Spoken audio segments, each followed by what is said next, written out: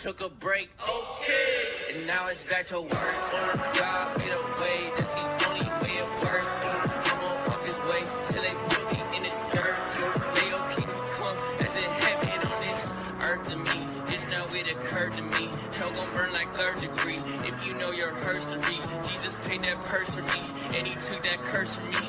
If you think that's perjury, boy, you better learn to read. Ain't me and my baby girl in on the court, call that double dutch. I've been walking with the Lord, can't be doing such and such. Wait, I took a minute, but now I'm back in it. If God isn't with it, I don't wanna visit. I went independent, it's gotta repent it, they cut out that fake. And that'll do it. Arizona, the Wildcats take care of an old rival and say hello again to the Sweet 16.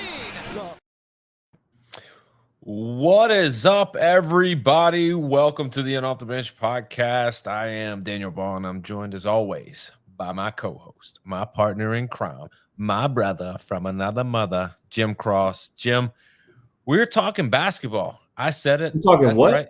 That's right. I said it. Basketball. Not just any kind of basketball. We're talking about high-level Sweet 16, perennial. You remember when we had that local kid on that was going to like TMI, and it was like a ripoff of what's that school in Florida? IMG. IMG. It was like a ripoff of IMG. Well, we've come a long way. We've come a long way. We have, and we are blessed to be joined by Jackson Francois tonight, Arizona Wildcat. He's going to talk to us about his story, how he ended up at Arizona, and really just talking, big-time elite program basketball, which is something that, we do have a love for. We just don't ever get the opportunity to do it. So it's a nice shift of gears, and I'm looking forward to it. But before Jackson joins us, we got to plug the best sponsors in the land, the folks that help support us and allow us to keep doing what we love to do. Old Dominick Distillery, experience 150 years of tradition in the heart of downtown Memphis. From bourbon to vodka, whiskey to gin, Old Dominick's got you covered. Stop in today for a tour or to pick up your favorite bottle. Chinook Cedary, whether you're on the field or in the boardroom signing deals, Chinook helps you get the job done. 8 flavors, mild to wild. Go to your local gas station, convenience store, grocery store. Go to the snack aisle. Pick up the best sunflower seeds in the game. And Jesus One Apparel, empowering men, women, and children to take a bold step in their faith by living the message of John 16:33. Jesus won and continues to win each and every day. Jim, man, it's been a good day, and I'm looking forward to it. So let's not beat around the bush. Let's get to it. Help me welcome on to the show, Jackson Francois, Arizona basketball. How you doing, brother? Good, man. I'm fired up to be here. Appreciate you guys finally, foraying back into basketball. Yeah, I mean, he's not overhyping it. And what it is, like, we learned this way back when, because being Memphis basketball fans, Penny doesn't let his guys talk to media. And so that basically shut us off, and we found out. And then regionally, there just wasn't many other programs that, wanted to talk. And so we just figured out, maybe basketball isn't it, but it's definitely not something we're not into. And as a matter of fact, for the icebreaker, I wanted to ask you, Daniel's a big Grizzlies fan. Jackson, I don't know if you watch NBA, but I just want to ask if you think something is right, fair, or it's a problem in the system, because the Grizzlies had to play the other night in the play-in game with the Warriors, the 7-8, but they have to play the winner of tonight's game. And here's where my problem is. The Grizzlies finished 14 games over 500, earned their spot, but now they have to play for their lives against 2 teams who finished under 500. Do you think that's an issue, Jackson? Because for me, the Grizzlies they played all year, and now a team just got to beat them one time and they're in. Well, I mean, if they're good enough, they'll be able to beat 2 sub-500 teams. I don't know who's winning this Heat Bulls game, but the problem is they had a massive injury the other night in the game, so it really, to have one game and one crack at it, it definitely handcuffed them. I mean, at the end of the day, it's kind of like what they're just trying to do with the NCAA tournament. They're trying to just get more TV dollars. It's not fair, no, but you know what? It's entertaining. I'll tell you that. Well, Daniel will agree. Let's not negate the fact that we created this situation. All right. Well, Daniel will agree with you, because Daniel is one of those that if you don't win, you don't deserve it anyway. So I knew where he went on it, but I'm bothered, and I'm not even a Grizzlies fan, just because I don't believe a team under 500. But this may go back to NFL, when my 11-5 Saints had to go to the 7-9 Seahawks because they won their sorry division and then we lost. And I'm still pissed about it. So that very well could be where it is. But we do have playoff basketball. I will ask you one other question. Like I said, don't know if you're a big NBA guy, but I am a Russell Westbrook guy. And the way the playoffs line out, Jackson, he would have an opportunity, or not opportunity. He will play every single team he's played for in the West on the road there. Would this be the ultimate like story for him? This is a guy who's had all the records, the triple doubles, the MVP, but never got a championship. If he takes out every one of his former teams on the way out, like it's time to retire, right? You can't accomplish anything else. I mean, for sure. I mean, he's awesome, right? He plays harder than about everybody in the NBA. We're gonna all crack on NBA regular season basketball. They don't play hard. Talk about a guy that plays hard. Of course, you retire. Go right off into the sunset and go take your $250 million and go do something else. Well, he's got the right team to do it. Joker is. I know you can appreciate the Joker's game. If you don't appreciate the Joker's game, you don't like basketball. And so a lot of pieces around there. But it starts. They got literally. So it's the Clippers, and then you would assume to play the Thunder, and then assume to play the Lakers. So literally his last 3 stops. It'll be crazy. Yeah. I mean, good for him. Good for him. But Daniel, enough of my. I had to go down the wet. We went basketball. I knew you were. That's why I just sit back and I just let you have it. I knew Russell's name was coming out your mouth. Russell Westbrook is so long.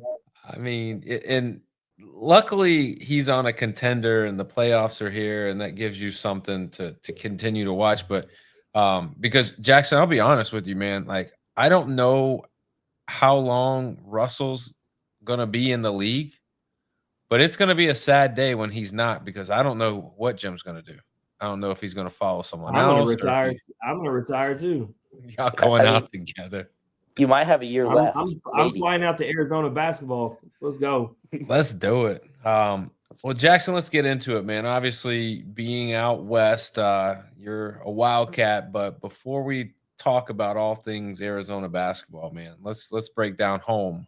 Vegas. What's it like being from Vegas? I mean, it's great. It's great. You know what? Much to everyone's disbelief, there's an actual city. I mean, it's and I at 17, 15, 16, 17, I don't spend all my time in a casino.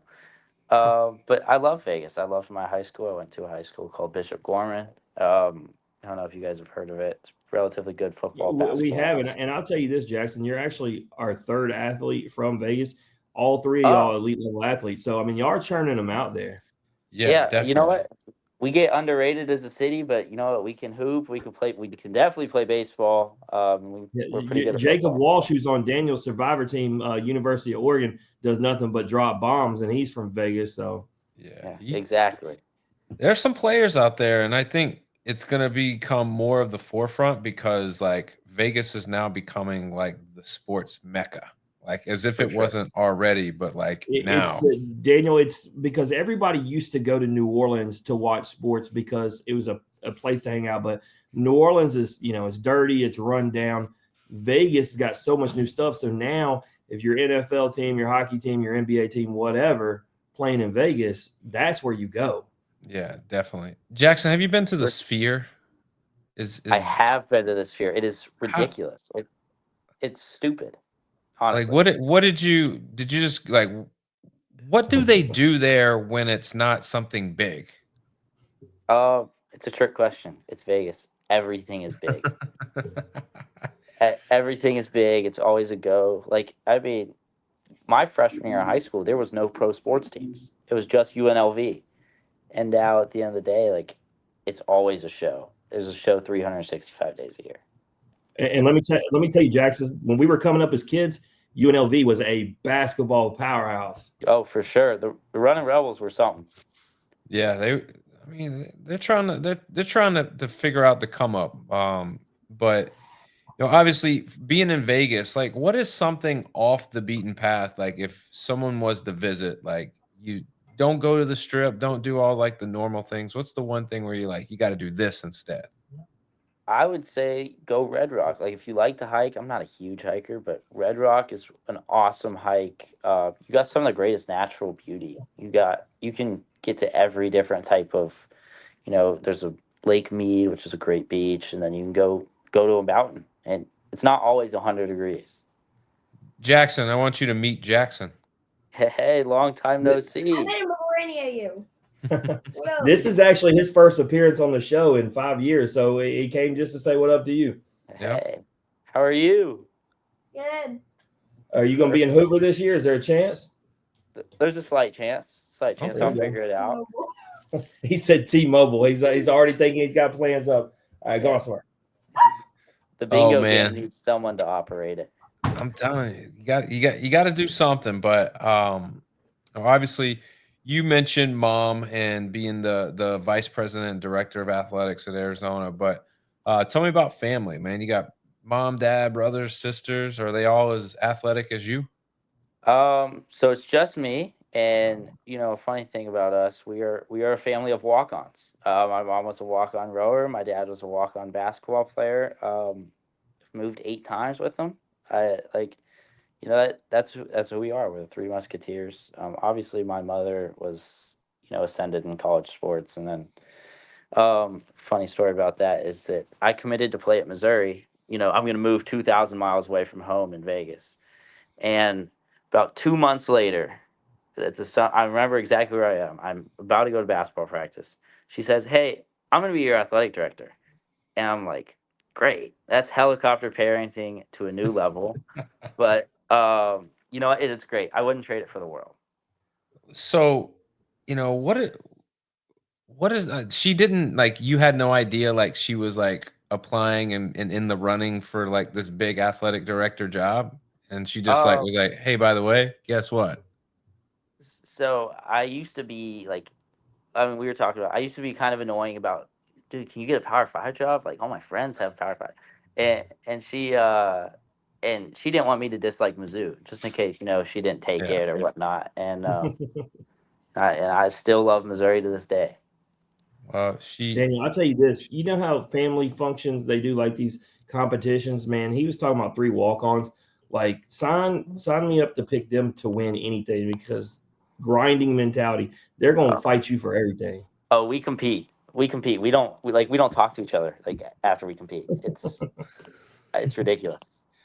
Oh, you got to, man. You gotta like that. That's how you know you're a hardcore competitor. Like you just need a minute. Like when it's all like, don't talk to me. Like For I'll sure. talk The to amount of you. like flipped Monopoly boards or like something that went wrong is, I mean, it's asinine. Man, that's crazy. So growing up, who are you idolizing as a basketball player? Who are you trying to like mold your game after? I was always a huge Clay Thompson fan, right? I'm a big 3-and-D guy. I liked the Warriors growing up. Then I don't know if you guys have heard of Scotty Hobson. He played for Tennessee probably 10, 15 years ago.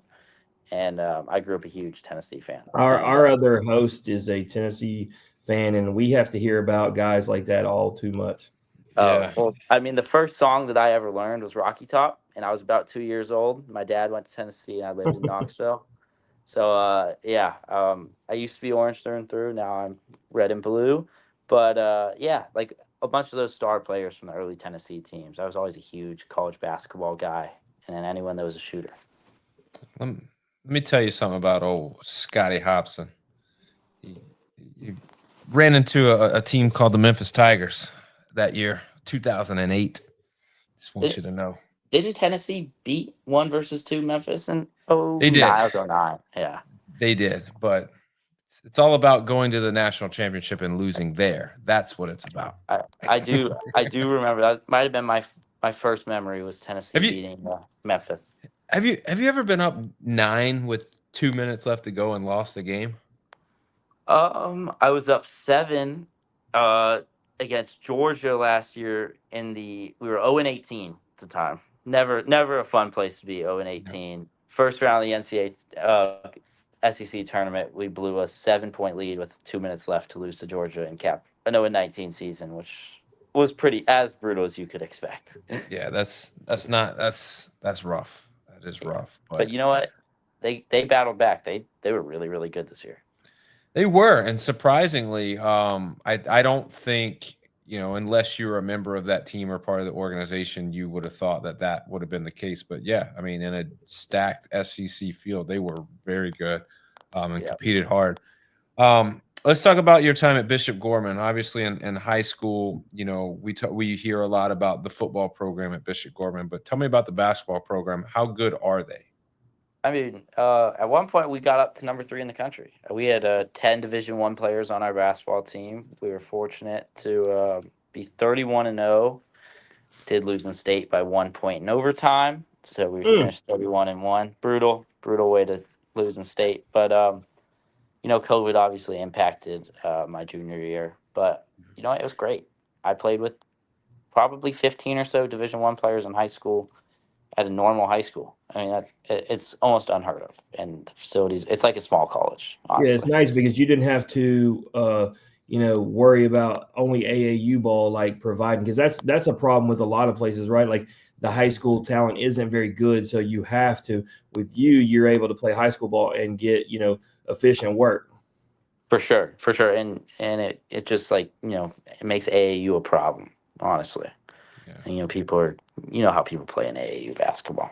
Well, we came up in Memphis, and our school was one of the top schools in the country. We had a bunch of D1 guys, and our rival school was also really, really good. And so, man, our football program, wasn't it. So you could count on basketball season, and you could count on the rivalry between Bartlett and Bolton. And if you didn't get there early, you weren't getting into the place. Nope. Say what you want. Memphis seems like a great basketball town. It is. It truly does. So I didn't know it. And Daniel, I'm sure you've heard this too. So everybody in our area grows up with a basketball goal in front of their house, like everybody. And then I was told that when you go other places, that's not the case. Like that's when you're in a basketball town. Yeah, I'm telling you, it's interesting. I mean, you got some great basketball in Memphis, though, for sure. Yeah, definitely. It's a blessing and a curse, really, because it's the city rallies around basketball, from every level, high school all the way through the university. And now that we have pro basketball, they do the same for that. But it's also, people are very passionate and they get fired up. And when you win a lot, the expectations get super high, and sometimes the expectations don't meet the reality. But that's a good problem to have. You always want to expect to win, but when you're losing, it's just as bad too. So, but for you, obviously, very talented, elite level. You're able to go and have your pick at a few different Division I programs. So, let's start with Missouri. Like, how does a West Coast kid end up in the Midwest at Missouri? I was a 17-year-old that walked into Columbia, Missouri, going to visit Conzo Martin, who was a coach. He used to be at UT. And I just fell in love with it. The smell, the place, the people. It was in the SEC. There's passion. I just fell in love with Columbia, Missouri. And I wanted to be a journalism major, and Missouri has one of the best journalism schools in the world. And unfortunately, there hadn't been a basketball player to be a journalism major in about 35 years, and there still hasn't been a basketball player to be a journalism major in about 35 years. Jim, Conzo had that sweet talking going on. He said, "Come over here, Jackson. Let me talk to you for a second.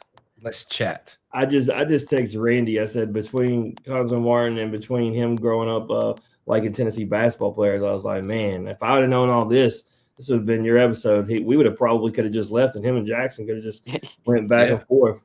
But being from Vegas, I think I've been there like 8 times. Been to Missouri more than enough. Like it's definite culture shock from one to the other.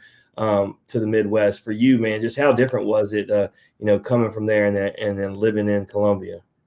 One thing that I was blessed throughout my childhood is I've lived in a lot of different places, right? So I moved from Blacksburg, Virginia to Vegas as an 8th grader. And talk about a culture shock as an 8th grader. It's just like the reciprocal of that, honestly. And I'm used to small college towns. It was great. It's great, and I couldn't go. I don't think I could go to college in a big city.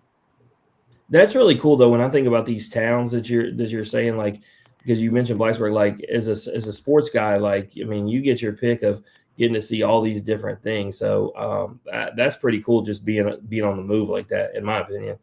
For sure, for sure. There obviously some people might say there's minuses, but there's so many pluses, and I have friends. I can go anywhere and I'll have somebody that I know. So let me ask you then, staying with that topic, you get into SEC country, all these different elite level sports, whether we're talking about baseball, basketball, football, across the board. Are you one of those guys that when you don't have basketball, you go try to take all that in? Yeah, I mean, I'm a college sports fiend. I have been. If I spent half as much time on my algebra when I was an eighth grader, my calculus when I was in high school, or probably my journalism homework at Missouri, I would have been a straight A student as I do as college sports. I love it to death. I mean, I'm a college football guy through and through. So yeah, I So take how do you? in as I never much as did find possible. out, how did you end up in Hoover? Because here's how it goes, Daniel. Like all of a sudden, I got like 4 or 5 different college like athletes like following me on Instagram that are not ones that we got coming on. And Jackson actually comes to me. He's been telling me about them. He's like, "Hey," and he says, my friends are going to start following you on Instagram." I'm like, "Cool, you got college friends now." All right, bet. Anyway, but that was what me and Jackson were talking about. Like everybody who thought, just like I tell you, everywhere he goes, thinks that like he gets stuff because of me. He doesn't, man. He does his own thing, and man, he made tight with all them, and that's how this whole thing ended up playing out. But for you, Jackson, how did you end up in Hoover? It seemed like you were in charge. So I want to follow in the family business, right? I want to be an athletic director. So hopefully I'll be in Hoover again this summer. I'll be in Nashville for CAA, but I wanted to work. I wanted to just see a different side of things, right? I've been on a college campus for 20 years, so I wanted to see how a tournament was ran. And I got connected and was a marketing intern, and kind of just ran my show, did what I could do, just Yeah, tried no, to help. it's pretty cool how all those opportunities come, because Daniel Sierra Ballard from LSU Gymnastics was there working because she wants to be in the sports journalism world, and so she was doing that. And so basically, this Hoover was an opportunity. And Daniel, you know how great it is. A whole week's worth of games, all these different schools, these different athletes. So yeah, that was cool that y'all were doing that, and I still appreciate how y'all treated him and everything. And so I love that you like all sports. Obviously, that's why me and Daniel started this show. So do we. We could talk it all day, every day. But you played in 12 games in your time at Missouri. What I want to know is, in your time at Missouri, what did you learn the most? Because that's what I always feel is the most valuable when you're in your first year of a program, and everything's new, everything's different. What is the thing that you found most valuable that you learned? I walked into Missouri just just a kid. Like I looked like a 12-year-old. I looked, I acted like a 12-year-old. Like I walked into Missouri a kid, and I came out probably not a man yet. I need to grow some facial hair, but I became more mature. And I learned so much. Coach Gates is like a second father to me, honestly, and I grew. I grew. It was unbelievable. I learned a lot. I learned how to live. Honestly, learned how to eat. Learned how to talk. Learned how to have my emotions. So Yeah, it's funny you say that, because me and Daniel have to constantly argue with these fans. Now that we're in an NIL era and so many athletes are getting paid, they say it's okay to dog you guys out because y'all are paid athletes. Y'all are men is the way it's referenced. And me and Daniel getting to talk to all these different athletes. I have a daughter who's 19, and I tell them yeah, no, like they're still kids in college, and you just even solidified that. And just because you're getting paid to play sports doesn't change that. You are among hundreds who came on here and talk about the maturity level. So I always think that aspect's interesting, Daniel. Like at this point, like I don't know what we got to do to beat this in people's heads, that like it doesn't make you a grown up because you get a paycheck. No, I yeah, mean, you hear and you talk and you see reactions and emotions and feelings, and like you immediately can tell like the level of, not, it's not maturity, but like this is a kids playing kids game, you Mhm. know, like yes, as much as I would love to go back, I am too mature and an adult and I couldn't do it, but I can go back, you know, specifically when I was in college and like I acted and did and reacted the same ways that these players do Yeah. today. I And I didn't make think that's near as much probably money, but I when did. you were talking about the curse of, Memphis, Daniel, that's probably part of it, Jackson. Like, Penny doesn't really allow his guys to have fun anymore because the pressure's on to win so much that, like, yeah, it's if you're going to come to Memphis, don't expect to have any fun. Like, I mean, playing basketball is just fun, but outside of that, that's like why I said we don't get to interview none of them. They're locked down pretty tight. Um, but you ultimately make the decision to transfer to Arizona. You know what comes into that decision, because we're obviously talking different conferences, different part of the country, all that stuff. At the end of the day, I realize Missouri is great. As much as I love it, I wanted to see something new. I'd seen Missouri. Obviously, it was a little interesting without my mother there. It was great. It would have helped me grow tremendously. I also grew tremendously transferring. But yeah, the idea to meet new people, the idea to play at Arizona is, I mean, it's awesome. You think about blue bloods in college basketball. You think about Duke. You think about, I won't say the school name Kansas, but you think about Arizona. It's unbelievable. I mean, It's literally my question that I have teed up for you on the nose. Daniel can tell you, what is it like to join a blue blood and be a part of that culture? So I mean, exactly what I was teeing up to say, because that it hits different. There is a short list of schools that are just different when you go there to play basketball, and when the opportunity comes, it feels like you just don't pass it. So I asked why Arizona, but the reality is we know the answer. yeah, I mean, it's hard to say no. I mean, it's 97 degrees right now, but when I was on the golf course on our off day in January and it was 73, and in Columbia, Missouri, it was snowing, it writes itself. Yeah, I ran Roy Williams down in Omaha last year and talked to him for a minute, took a picture. People were like, "Don't go bother him. He's here for the baseball game." I was like, "I don't care. I've never met Roy Williams. I got to go meet this guy." And he was polite, of Yeah, course. So, I mean, he's awesome. He's a class act. oh, no doubt. If there's a chance to meet a Hall of Fame coach, with as much as sports fans we are, I'm going to take it. But we saw the clip. Y'all advanced to the Sweet 16. You end up playing Duke, which, I mean, when we talk about tough matchups, every matchup in the NCAA tournament is hard. But we know what Duke was this year. Obviously Flag being a handful, but your team was legit. It's a team that a lot of people said could definitely make the Final Four run. How do you feel about the team? Obviously losing is not something you ever want to do, but do you feel good about the season, making the Sweet 16, ultimately losing to a team as good as Duke?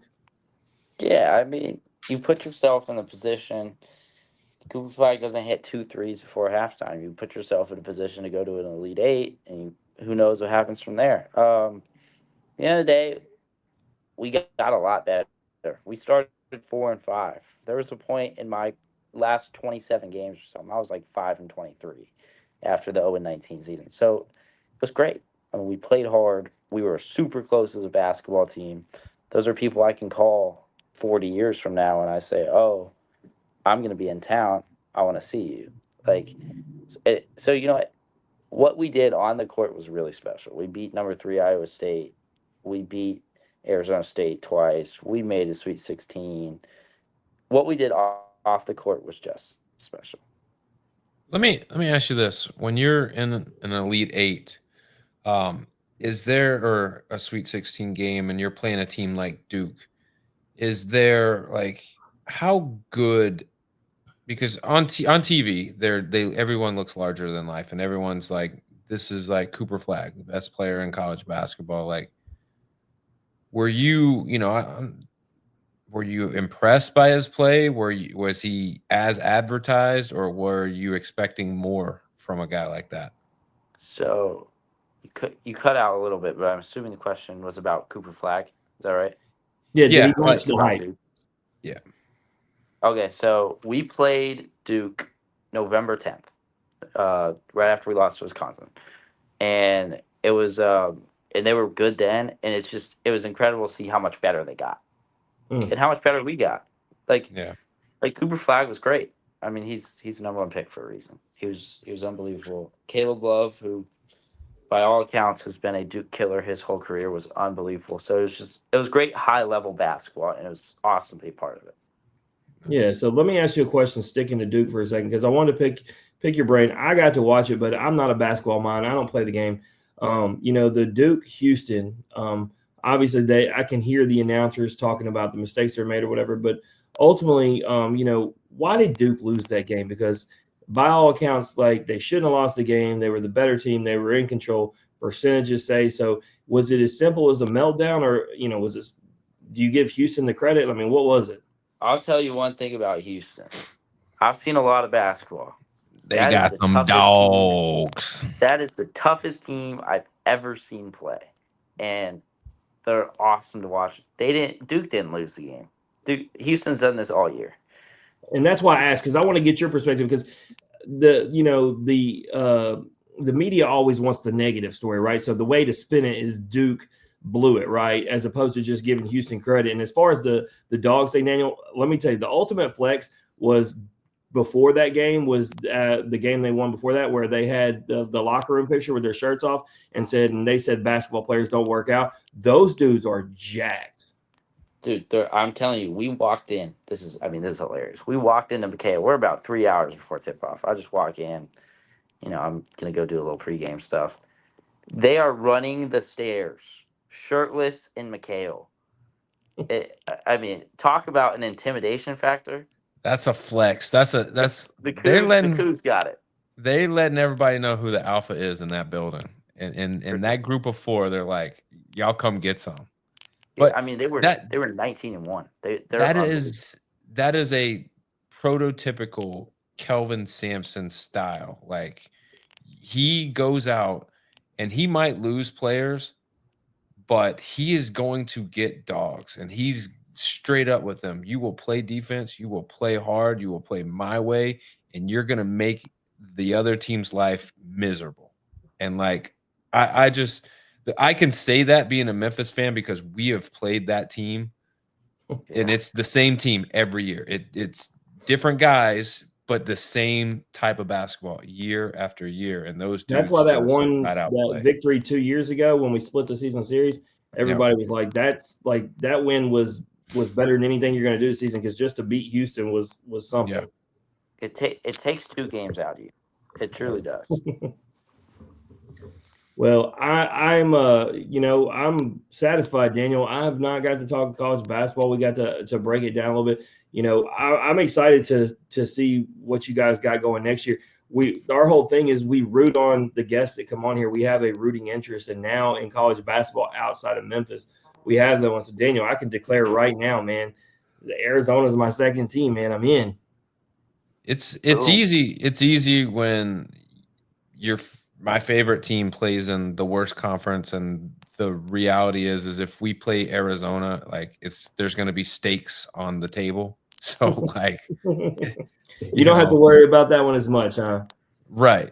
So, but anyhow, Jackson, man, let's get to the game, this or that everybody plays, man. It's fun. We'll let you have a little fun and before you bounce. But yeah, it's very simple. I'm going to give you 2 options. All you got to do is choose one option or the other.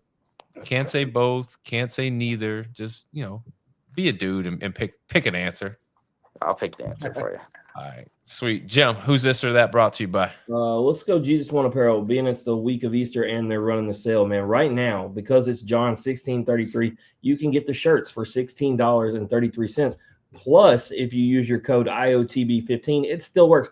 Daniel, you can get a $25 t-shirt for $14. I don't even know what the math is on the hoodie. I just know what people have been getting for the t-shirts. We now have LSU, Oklahoma, Ole Miss, Mississippi State, whatever. I got 3 of them in the middle of the day. I even bought the Florida State one, Daniel, because the colors are fresh. So go get your, Jesus One merch. Daniel, here soon, we're going to be cutting a 15% check of all that to a ministry. I'm thinking we're going to go. I'm thinking Chris Hope Foundation for pediatric cancer here in Memphis sounds the way to start. Yeah, I mean, the thing is you're not going to go wrong with any of those organizations. And But I those feel like we got to memberships. start. We got to start where we come from. We got to start in the heart. Oh, definitely. And that'll be much appreciated and well deserving of that. But Jackson, let's get to it, man. I don't want to hold you up. First question out the gate. Very simple. Beef or chicken? You're a steak guy, you're a chicken guy. I mean, I hope no one has ever said chicken because a good medium rare ribeye, come on, that's easy. Beef. Chef's kiss, but believe it or not, there's some chicken heads out there for sure. They love them their chicken. Early game or late game? And the reason I ask is because once you make it to the NCAA tournament, like you're at the mercy of your seating and where you get placed. And to be honest, there were games at 11:30 a.m. and then there's games all the way at like 10:30 p.m. So like, where do you stand on the early game or late game? All right, I'm gonna be a cop out. I grew up with the 2:30 CBS college football slot. If either of you guys are familiar, so I want the 3:30, like the midday. I don't like waking. See, I hate that slot. Going to LSU games, I hate going to 2:30. I want the night game. What a point of contention that time slot was this whole entire season. Like, hey, look, the best was because Ole Miss and Lane Kiffin could not get a night game. LSU would get every one of them. And he's like, what does my team got to do? Respect. And we're like, nobody wants to watch Ole Miss football. Enjoy 2:30. There you go. I like it. Hey, he didn't duck the question. He didn't say neither or both. He just deterred a little bit. I mean, I would say I would consider that still early. I'm thinking late, like a PM game, especially you're Daniel's people, because Daniel won't watch anybody who's late. So if you were tipping off at 10:30, it doesn't matter how much he likes you. He's not watching you. No, I mean, with Arizona basketball, we get stuck at the 11 p.m. Eastern slot. So I will say, so I guess I'll go early as well. That's why we break down college baseball, Jackson, and he doesn't even lie on our shows. He'll straight tell people, I have not seen this team or this team play because they started exactly what you said. And he goes, I'm not going to stay up and watch them. So I'll read the box score, and that's what I got for you. Yeah, and I can usually do a pretty good job of getting the story from the box score. Because I just can't. I'm just not doing it. The Grizzlies last night kept me up until 1:30. 1:30. I've gotten used to it because of Westbrook, though, Daniel. But I've gotten used to it because of Westbrook, because it was the Lakers, the Clippers, and now Denver. I have to stay up till 1 a.m. to watch all of Westbrook games on TNT. So it is what it is. Like I was sleepwalking this half of the day today. Get your sleep ready, because we're watching Arizona basketball next year. Lock in. Can you just tell me can you just tell me how you're going to perform, Jackson? Because if you're going to have a great game, then I'll watch it. But if you're going to have just like a team game, Daniel, it's a team game. I mean, I've seen team games. I got to read. I'd like to tell you I was able to have a read on our team, but at the end of the day, basketball might be the biggest crapshoot of them all. It might. You're right. I can feel you. Would you rather have super speed or super strength? All right. So my Flash or Hulk? I'll go super speed. And I just found out in one response why him and Jackson are friends, because that's exactly the response he had to the same question. Yeah, he's gonna put a superhero twist on it. I'll go super speed. You know, if I could go like 600 miles an hour, I mean, it makes life cheap. You'd just be everywhere. I mean, it wouldn't even be fair on the basketball court. I mean, you wouldn't even have a spot really, because your teammates wouldn't even be able to keep up with you. Just be tough. You couldn't. I don't even know if you could decelerate fast enough. No, you'd be running through walls. The poor fans. Exactly. poor fans. Yeah. Lake or beach? West Coast kid, man. Gotta say the beach. As much as like to tell you that, Smith Mountain Lake or the Lake of the Ozarks, which was about as interesting of an experience in Missouri as there is. The beach, nothing like the West Coast. I hear you. I can get with that. What's worse, no money or no internet? No money. No money. No money. It's Yeah, I mean, with no money, you have no internet. See, With no I internet, agree. you can't do anything, including watch sports. And some would say you can't make money without the internet. So I can't. there's that. Unis, you rather go all white or would you rather throw some color in there and go with those navy blues? All right, I'm gonna break this down. At Missouri, I like to go black. Right, black is awesome. All black. Yep. At Arizona, our white uniforms are sick. I So do. Your pictures in the white. I like the white. yeah, the white uniforms are awesome. All right. Concert or sporting event. And we're not talking just like, the one man band at the Mirage. We're talking about like bucket list concert, bucket list sporting event. A sporting event, not even close. I mean, any college sporting event, for sure. I've known every mascot since I was 5 years old. Like, you don't have to tell me about picking a sporting event or a concert. Let me ask you, Daniel. Outside of Jackson, who seems to be a bigger sports fan than me, I'm about as big as anyone right?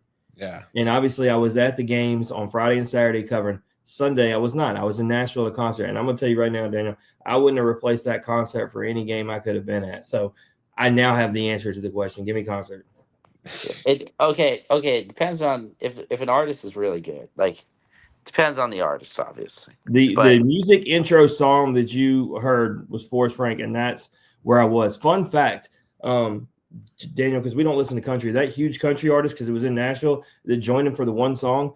I didn't know it in real time because he had tripped and fell, and I couldn't see because we were in stage front. He broke his ankle on the way up to the stage. It was like a big story nationally. I don't watch news either or know about country artists, but dude broke his ankle coming to the stage. Dang, Wild times. That's messed up. See, That's why you can't have a country guy in a Christian rap concert. Jackson, it's a tough one. This would have been a time where I had Love Shack queued up to play so I could give y'all an example of like a bucket list concert, but we get flagged for that. We just can't have all that. Love Shack flags the copyright, man. Yeah, can't do it. Daniel, I told you, in San Diego, I did security for the B-52s. It's the first fight that I ever saw broke out at a concert when I worked. Craziest thing. It's supposed to be chill. I don't know. B-52s, man. I mean, they were getting it. Last question. We'll let you get out of here, Jackson. All right. Would you rather spend 10 years in a coma or 5 years in prison? Wow. Give me 10 years. I know. It's the reason why it's last. Yeah. All right, give me 10 years in a coma. Here's why. None of my teams were probably winning a national championship in that time, as in like my teams I cheer for. So like, if Tennessee football won a national championship in the next 10 years, I feel like we're hard pressed. So, and it goes by quicker. Like, you're asleep. I couldn't sit in a cell all day for 5 years. So you're still all in on Tennessee football? Only Tennessee football. I like Tennessee, Missouri, Arizona football. Our last football guest was Dylan Sampson. Yep. And he wow, a monster talk about a downgrade for you guys. I mean, I'm very confident in myself. But you went from a Heisman Trophy guy to. Yeah, we don't rank it. We don't look at it like that. It's a totally different sport. You're coming off a big tournament. Like, you guys played well. Like that. Yeah, I wouldn't care about any of that. The fact that my son vows for him was all I needed, man. My son's my best friend. If he said this dude's cool as could be, he can come on and talk to me. If he played at Southeastern Missouri State. Yeah, the Red Hawks, they were pretty good this year, though. So I can't. He even knew who I was talking about. My Lord, he really is a sports fan. I'm telling you, it made me think when he was talking about mascots. We should have like a bracket of like mascots like fighting each other. Like, who would win in a fight? And match up the mascots. Mike the Tiger all the way. Did you see the photo I made for but the Mike the Tiger, like, you got to look at the actual mascot. I was just saying that because he's our mascot. I got the answer for you guys, by the way. It's the It's the Tulsa Golden Hurricane. It's a hurricane that's made out of gold. It can't lose. I mean, Very true, but I guess they can win. They're not winning anything else, so they might as well win the Daniel, did you happen to see? I just made it the cover photo for social media. Is me with the 9 different mascots. Anyway, people were, they were like, "Man, that's an awesome picture." I was like, "You don't think I go to all these games and when I see a mascot, I don't take the opportunity? I always take a picture of mascot. I run them down like a kid." And what's funny is he brings up Tennessee every time I see Smokey. He asked me to come on the podcast. So I'll point to my shirt because he can't talk and hold a mic. And I found out that he's actually like a track star or something. And underneath that dog, they were like, somebody was like, "You really need to have him on. He's actually an athlete." And I was like, that's a story we should get. A guy who's Smokey by night and a track star by day. Would you?